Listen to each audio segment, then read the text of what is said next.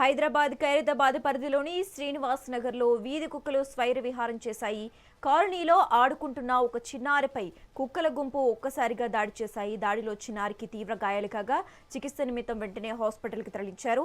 నగరంలో రోజురోజుకు పెరుగుతున్న కుక్కల బెడదతో ప్రాణాలు పోతున్న అధికారులు పట్టించుకోవటం లేదని స్థానికులు తీవ్ర ఆగ్రహం వ్యక్తం చేస్తున్నారు.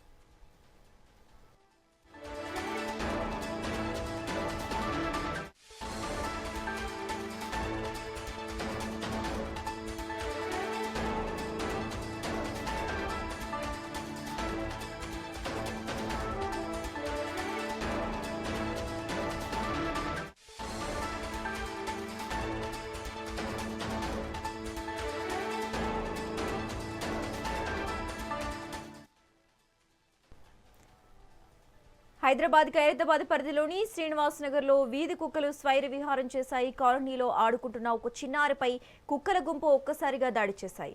ఈ దాడిలో చిన్నారికి తీవ్ర గాయాలు కాగా చికిత్స నిమిత్తం వెంటనే హాస్పిటల్కి తరలించారు.